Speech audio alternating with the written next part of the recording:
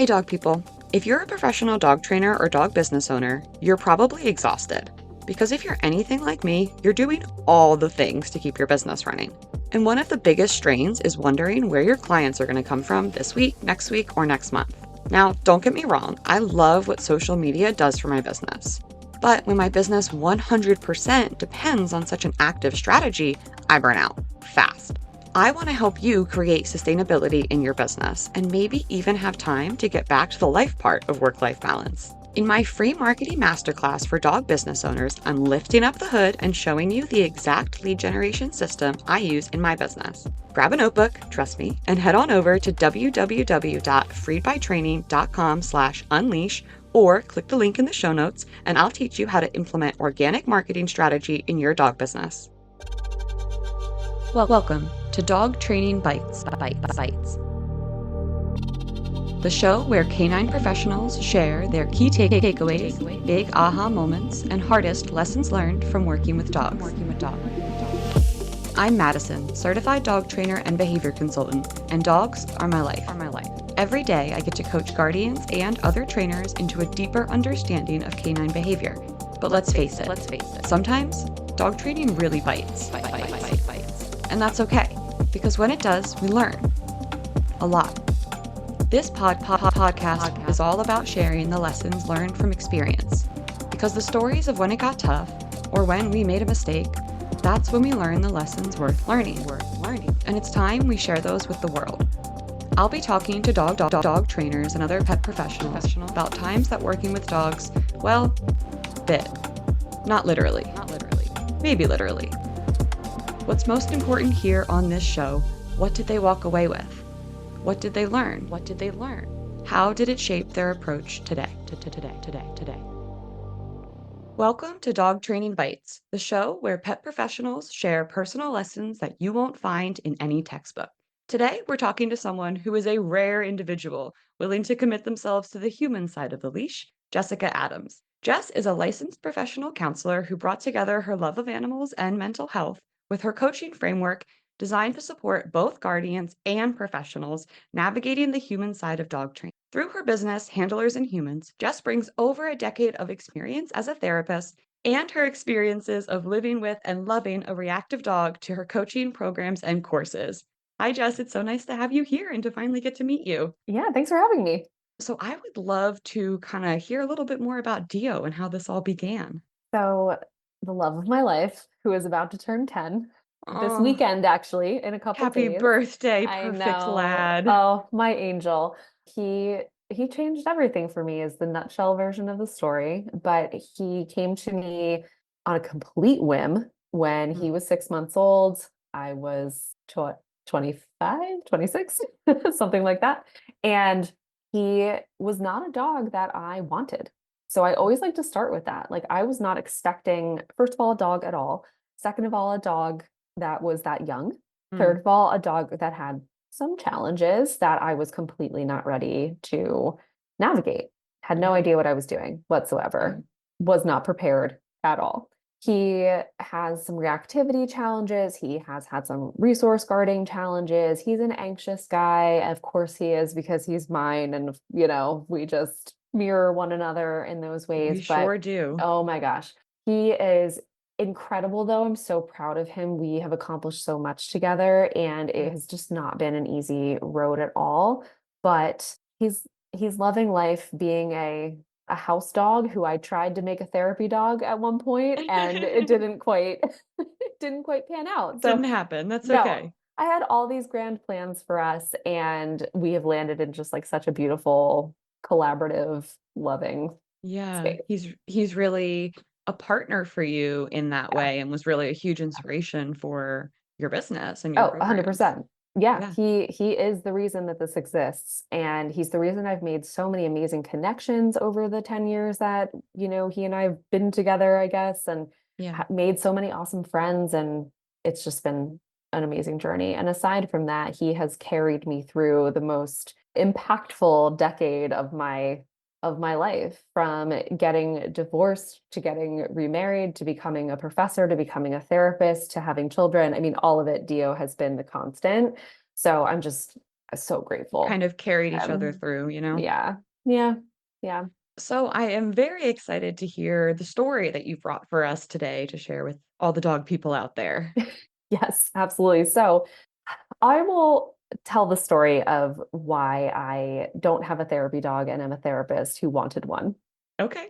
That was where I kind of wanted to start with it because I think Yeah, it really plays into the idea of expectations and how much that impacts our life with our dogs and our ability to connect to the joy of having them. And whenever I work with clients, that is probably one of the biggest pieces that I see getting in people's way of their own sort of emotional experience with their dog. absolutely. So Yeah. I mentioned before, I really, really wanted to have a therapy dog to take to work with me. I worked with kids and teens primarily, especially at that time. And I just thought that would be such a cool, fun, unique, different thing to bring to my practice. And I went to an adoption event kind of on a whim with my partner at the time. Dio was the only puppy who was there. And so, of course, we were drawn to him. Well, my partner was drawn to him. I was looking for a slightly older dog, but But he had all the good, adorable all the puppiness. cuteness, plus with his Yeah. crooked ear that he already had, It all those just things. sucked you right in. It sure did, especially my partner at the time because he was like, "I want this one," and I was like, "I don't know. He looks like a pit mix. I'm not sure if I'm comfortable with it." Right? Like all the, Yeah, yeah. all the assumptions, all the things. So I talked to the rescue folks who were there, and I said, "Listen, I'm really looking for a dog who will be suitable to be a therapy dog. Right? That's something it feels really important to me. Yeah. I'm new to this. Never had a dog as an adult before, etc." Their response was, "He's young enough. You can train him to be go in Anything. any direction, right?" Sky is the limit, right? So, me knowing less than nothing, probably, I was like, oh, okay, he's young enough. Training creates the dog. It's everything. Yep. It's that, It's yep, the only thing that matters. right. It is the I had single no piece idea. to the puzzle. Exactly. It's all we have to focus on. Right. So off we skipped with this puppy home. And this is the Little Dio with the little baby floppy, deer with a crooked. crooked ear. Yeah. Yeah. And this is how unprepared I was. And I want everyone to know that I'm so transparent about this. I had to drop them off at home and go back to the pet store to buy supplies. I didn't have a bowl. Which, I didn't by have the a leash, way, nothing.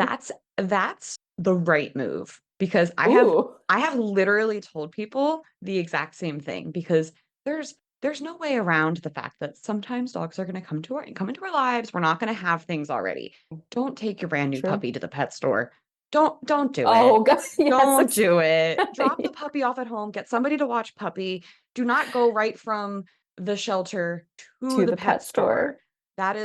That is not how desensitization or socialization works. I am Just so saying. happy that I Just made the saying. right move in that You moment. did. Yes, I You did. did. I left. He Yep. needed a bath badly, so he was getting hosed off in the yard before he was allowed in the Right, right. house at that point.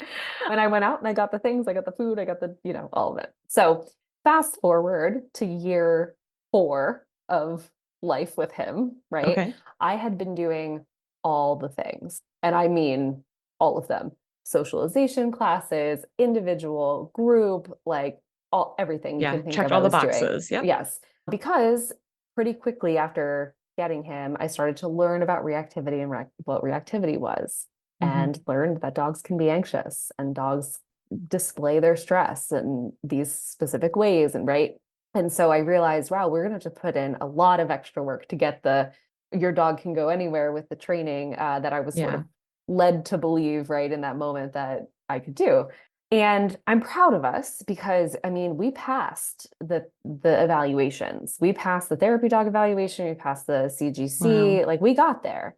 It took us 4 years and a lot of tears, and that is a whole A lot other of frustration. so much feel Probably a lot of like really, really great training sessions, but probably equal number of frustrated rough one. tears. Yeah, really Yeah. rough ones, really rough moments. Absolutely those moments where I hit a wall and was like, I don't even know if I can keep this dog in Mm. general. Like aside from the fact that he may or may not become what I envision and hope, and I don't even know if I can have him, right? Yeah. Like it was a tough time for sure. So we passed those things, and I was like, okay, we passed it took us 4 years, it took us We made thousands it. of We dollar, did all it. the things. Here we go. I started taking him to work. And Dio is very good with adults and teenagers. He's not so good with the bouncy little ones. And there were a lot of bouncy little ones in the office in which I worked at the time. I didn't Mhm. really know that about him. And he started shedding dander extremely. Like he's a black dog. He'd be covered in white dander when we would leave Good. work. I Yeah. didn't know what that meant. I took him to the vet. I was like, something is wrong with his skin. Right. He's allergic. He's allergic. He's allergic to Something, work. he's allergic to work. Same, buddy, I guess. But I had no clue like what was going right. And so the vet was like, I think he's stressed in those Oof. settings, right? Is that happening when you That must just have take been him to really work? I hard was to like, hear. oh my God. Well, because then I Yeah. realized this is only happening the days that I take him. So we worked really hard. We passed the things. We had, reactivity to deal with all the stuff. And then we get there and then it was not for him. Yeah. So I tell that story, like that's the story that comes to mind for me. I know it's very specific to this, like I wanted a therapy dog and all of that, but really I think it's applicable to the idea that we all have, even if we don't mean to, an Mhm. expectation of what life with our dog is going to be like when we get them. Mhm. Every single one of Before we us. get them, which is Yeah, even before we get them, even right. worse. Yeah. Yeah. Yeah, right. We don't even know that dog that's coming into our lives, and we envision already what that's going to be like. And that is how I entered into my life with him. It didn't help it was on such a whim. It didn't help that I was so unprepared. But I think honestly, the most impactful piece of that was the fact that I had this idea that I would have this work partner and I would have an animal assisted therapy practice and all of those things. I did equine therapy, I did a lot of that stuff, and so it was like, oh, a dog would be incredible. And so when I'm working with folks, I see them get so tripped up on those expectations, even if they think they've let go of them and even if they think they've overcome them, they just creep right back in and get to us. So Yeah. that was a story that I feel like is, it gets to all of us. It happens for all of us. And we have to have a practice of coming back over and over and over again to what are my expectations of my dog in general? What are my Mm-hmm. expectations of myself? What are my expectations of us as like a collaborative pair? And am I being fair to us? Am I being, reasonable to us? And how is that impacting my emotions and how I show up for my dog? Yeah. I'm not sure that the expectations that have settled into the sort of general public knowledge of Mm, dog ownership, I'm not sure that those are setting any of us up for success. I think that's such a good point. The myth Absolutely. of the perfect dog and the impact that social media has had Mhm. in conveying this razzle dazzle before and after Yeah. magic trick, Yeah. leading people to believe that either the perfect dog exists or that, like you said, it's as simple as a before and after training. I'm just Hmm. going to flip a switch. And if I participate in training, everything's going to be better. Hmm. Sometimes it really is just a lack of having a better behavior. And in that case, training does Sure. resolve a lot of problems. And when we come across that, we're like, oh, this is The gonna be pretty easy quick. one. Yeah, Yeah. I don't see any real emotions under the surface. This dog just doesn't know what to do. Right. But when you have those emotions under the surface, it just what success might look like for you ultimately may not Mhm. even align with the expectations that you had, Mm. right? And so yeah, Yep. I think there's an exercise in letting go of these false images that we've built and then falling in love with the new potential for success because Hmm. it can still be really great and really fulfilling for a life for you and this dog, even if Hmm. it doesn't match with what you originally thought success Right. would look like.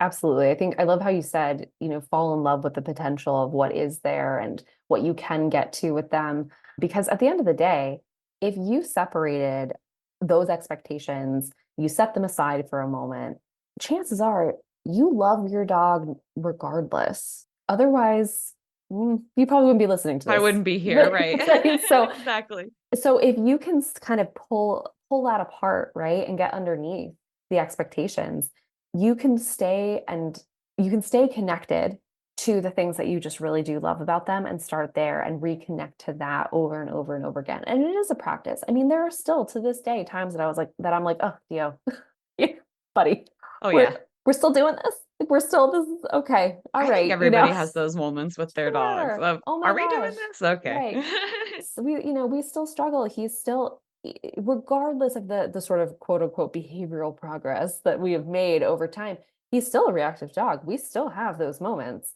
they're different than they used to be. They're less frequent than they used to be. I feel so much more able to manage them both in the moment and also within myself than I used to, but I still have a hard time. I still go to my Yeah. own community and say, oh, we had a rough walk, and Yeah. have those conversations.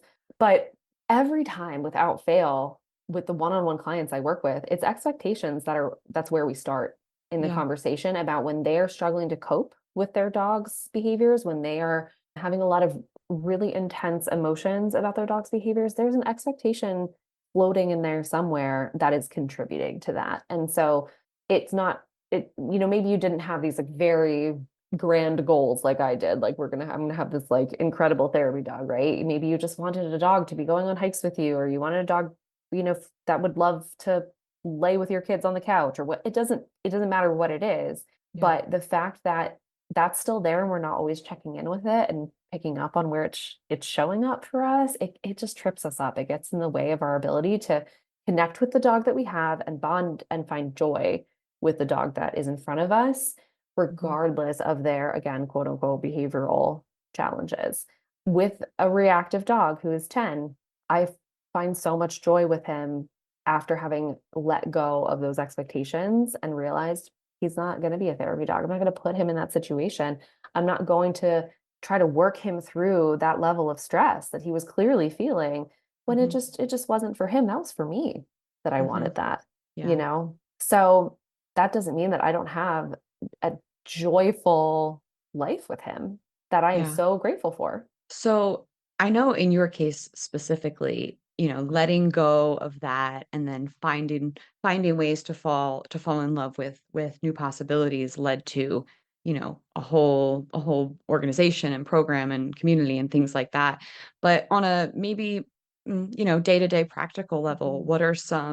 what are some things, what are some practices that an owner could do to kind of help themselves let go of Mhm. that kind of rigid previous thought about what success might be?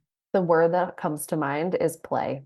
Oh, Honestly, for me, that is to heck me, yeah. yeah, right. That is the most, in my limited non-dog trainer That's so view. much easier than I thought you were I thought we were gonna have to do, like, serious inner work. We're like, Oh "You just no, want me to play? Let's I go. want you to play with them, play with Let's your do it." dog, Oh my play gosh, with I love them that.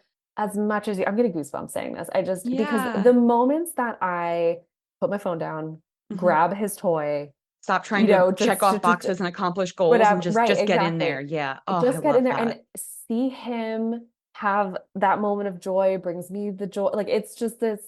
I mean, have you ever watched your dog run around and be so stoked to be running around and it just fills you up so much to see that for them? Yes. You can access that anytime. And the more Mhm. that you access that, the more connected you're going to feel to the dog that you have, Yeah. right? You don't Yeah. have to have 20 acres or take them to the sniff spot every single time, or right. People make it complicated. We played tug in the living room while my kids' toys were everywhere, and I was trying not to step on them this morning for like 10 Right. minutes before I Yep. started working. And And he he was all loved it. wiggly, and I loved it. And we had a Mhm. great moment together this morning. And now he's snoozing in bed, and it started Everyone feels good. everyone Yeah. started their day from that Yeah. space. I So love that. I don't know. It's yes, do the inner work, But uncover your also emotions, but play. just like if you're gonna do nothing else, play Oh, together. I love it.